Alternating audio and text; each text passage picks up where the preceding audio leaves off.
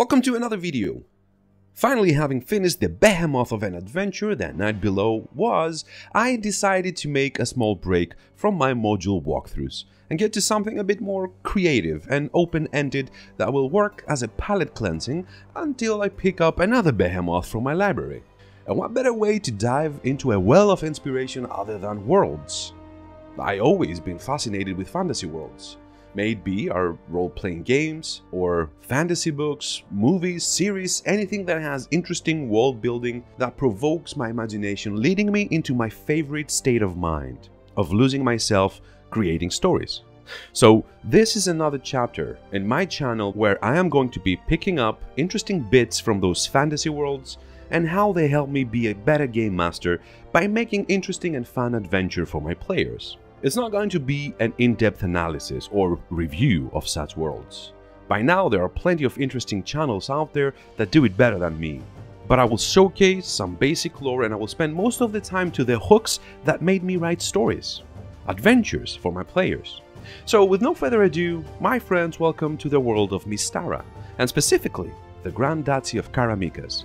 Mystara is one of the first settings that was published for the Dungeons & Dragons game. One of the things that intrigued me and pulled me into the setting was that there is not one lore book that you can find all the information in it. It has 14 published books in the span of 4 years, multiple publications that they were called Gazetteers, and there were in-depth analysis of a nation, a race, and anything else interesting in a book of 60 to 90 pages, with the most evocative cover you have ever seen. Really, take a look at this beauty. The Grand Duchy of Karameikos, the Emirates of Caravan, the desert nation similar to the medieval Islamic empires, the Principalities of Glantry, the land ruled by and for magicians, the Kingdom of ad&d, the pirate-ridden archipelago, the Elves of Alfheim, the Elven forest nation of Alfheim, the Dwarfs of Rockholm, home to the Dwarven clans, the Northern Reaches, the Viking-style lands of the north, the Five Sires, the land of halflings, or Hin as they're known in Mystara, the Minrothat guilds, home to seaborne merchants and their great trading guilds on the islands, the Orcs of Thar, the broken lands filled with orcs, goblins and bugbears, the Republic of Darkin, the land of wealth and trade ruled by a council of merchants, the Golden Khan of Ethengar, a Mongol-like empire, the Shadow Elves, the underground elves of the Broken Land, and a better version of Drow if you ask me, the Atragian clans, the American Indian-like tribes ready to fight back. Tell me that just watching this art doesn't make you feel pulled into the setting, ready to pick up and choose what is your cup of tea, because there is nothing you might be interested in playing that you cannot find in Mystara. But the Grand Duchy of Karameikos, which was the first Gazetteer published, is what we're going to pick into today. When you're reading fantasy books, either campaign settings or modules, you let your mind roam. Those books are created to spark your imagination. Yes, there might be some story that the writer wants to convey to you, or a plot line that is important for a module, but we should not care about that. If one paragraph or a page or a city is enough for your imagination to start flooding the page, just take that and leave the rest of the book to come back when you are depleted of ideas. Generally, most of the times I stop reading the book I use for inspiration when I found what I look for, mostly because I really don't want my imagination to be infested with the ideas of the writers, in a good way of course. I want to let loose and see where the paper will lead me, something that is showcased in detail in my Dark Assassin video that you can find here. Just one page of world lore produced years and years of multi-session campaigns for my players. Karameikos is the center of a fantastical location filled with mystery and danger. A single road connecting vast forest filled with monsters, natives that they are in constant conflict with the colonists, and a nation that after centuries is starting to prosper in the hands of Stefan Karameikos, the prince that gave all of his wealth back home to take this piece of land and rule it independently of the empire.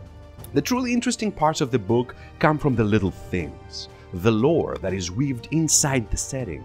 The native Traladarans, for instance, are cutting all ties with their children when they reach maturity until they earn their keep by traveling the world, becoming adventurers, joining a caravan, or anything in between.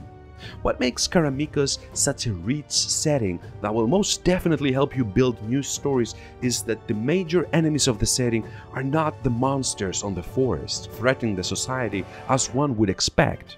They do exist, of course, as well, but the enemy within is a much worse threat.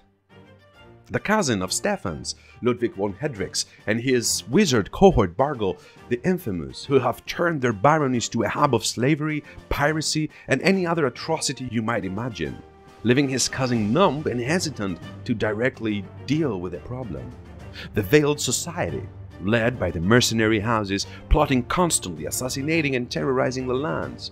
The Iron Ring, a criminal organization that seeks more power and will do anything to acquire it. The Kingdom of the Thieves, that target the noble and rich citizens of Specularum, the capital city of the nation. The enemies of the state are within the state, and that is the beauty of this setting, much like Warhammer's Enemy Within campaign. Boy, that adventure keeps on coming up, right? I think by now you have identified my style of beloved play. I want my players to suffer. I want them to struggle. I want them to take every inch of their adventuring, fighting, hiding, spitting blood in their effort. I want their little victories to be huge for them. After a shitstorm of bad luck, something to latch on to push the story forward one more yard. And then something magical happens, and slowly they're gaining more. They want more, they're seeking more. Seeing their characters expand, resist, grow and become stronger, wiser, better, even though all the suffering they have encountered, even if it means that they're closer to their demise with their choices they made to gain those victories, but it's theirs to make. And when their victories really come, they come with a bang. A setting like Karameikos is perfect for this kind of play. Start small, be humble, but since we are in a fantasy setting after all, becoming better and stronger, and who knows, perhaps one day you will be able to have your own lands, your own towns, your own kingdoms to protect and secure. This book gives the roadmap to people like me. They are converting everything one player needs to start as a kicked from their house Traladaran kid to become a baron. It covers the oaths of fealty, the rules of punishment, and it's done in a way it should. Clear, concise, and simple. Now, let's get to the fun part, the hooks that stayed with me all those years. When Stefan came to the land, the native people called Traladarans were not happy, especially the wealthy families wanting him out of the picture as fast as possible, before he was established in the area. So a barrage of assassination attempts took place. One of those assassinations is really interesting because to this day remains unsolved. Nobody knows who ordered the assassins to enter Stefan's chambers and attempt to kill him before he retaliated and killed them both. Who gave the order?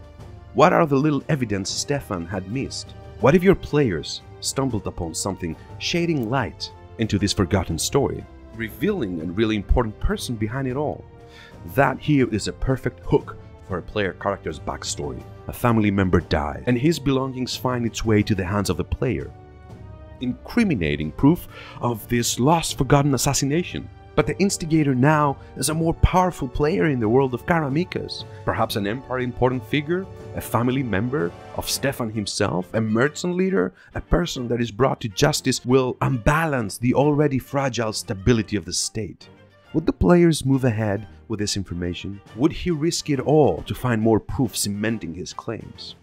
That's up for you to find out. Once every year, the Gnome Caravan starts from the high forts in the north and heads to the Specularum to trade.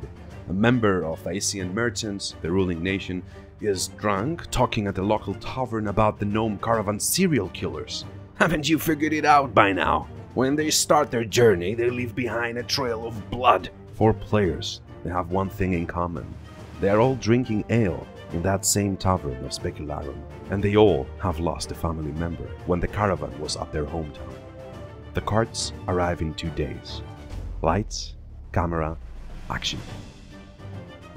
The Iron Ring will always seek opportunities to lure one of your party members on their ranks, giving them enough to turn them against their party, spy them when needed, take action against them. Not many thieves will decline a chance to become barons or of some land for the right price against their friends. Adding to the mix the power of the organization has and the secrets they are holding, A really good hook is found on the initial pages of the Knight's Dark Terror adventure, with the players escorting a merchant on a boat that there is an Iron Ring infiltrator arranging an ambush and attacking the boat. At the worst possible time, the infiltrator rower will attack, leaving the life of the players on the edge. Finding the rat, along with his ambushing friends, the players will have more than enough evidence to start their investigations, trying to shed some light to one of the deadliest and most vile of organizations in Karameikos.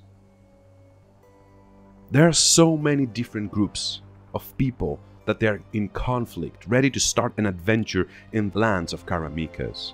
The native Traladarans that lost their wealth and lands to the colonizing Thasians, always ready to infiltrate the state and break it from the inside. The merchant houses that want to gain more power and expand their influence towards the empire. The nobles that have lands and wealth, ready to summon huge amounts of manpower when needed, scheming for the spot of the Duke of Karameikos when the time comes and Stefan falls, are only some of the plots you can use for your games. And I want to close this video with my favorite one, the one I used in my parties back in the day when I ran those games. Duke Stefan Karameikos had 3 kids, Andriana, Justin and Valen. On a festival day, while everyone were participating at the great carnival that came from the north, all 3 of his kids were kidnapped. Everyone were shocked and started looking for them with any way they could. Stefan mobilized his army, his wizards, his clergy, everything. But the clue for his kidnapped kids came from the party. One of the players was a thief that had good relationships with the underground of Specularum and particularly the Kingdom of Thieves. They pointed them at their first clue of seeking the kids outside of the city, based on the evidence found on one of their hits on a powerful merchant's house. Of course, they did not want to deal with something like that high profile and gave that information to the player. Their travels led the party to a number of different locations, chasing the kidnapper's trail, which seemed to be always one step ahead. Eventually, they were starting to pick up evidence that pointed towards the Duke's cousin, while the Duchy was ready to mobilize their army towards the Empire, since they have concluded that they were the culprits. Conveying this information to the Duke fell on empty ears. Who would trust a bunch of misfits over diplomats, advisors and ministers without substantial evidence?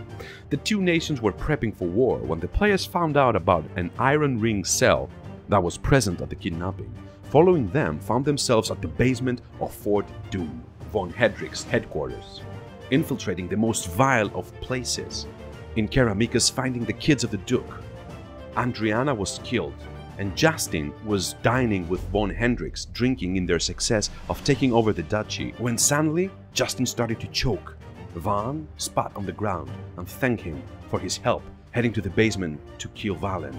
Van's plan was for the heirs to be killed, Traladarans to scheme, making it look like it was the Empire hand that did it, the 2 powers to be on the brink of war, while Van would interject asking to be the heir to the throne, knowing that they have died at the hands of Traladarans, proving that they were plotting against the Duke and killed his children in an effort of incriminating the Empire, sending the Duke to a war that he could not win, making Van the most powerful man in Karameikos and allowing him to be more aggressive and putting in place harsh policies against the natives when he would be in charge.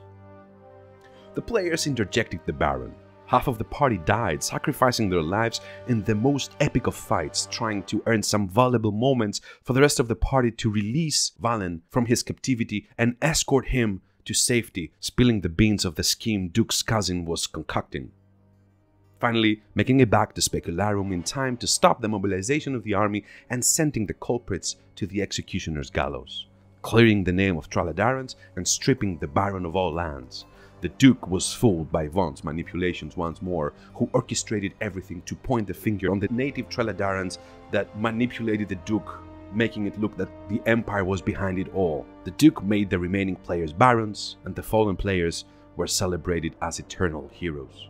Oh, did I mention that there's no resurrection in Karameikos?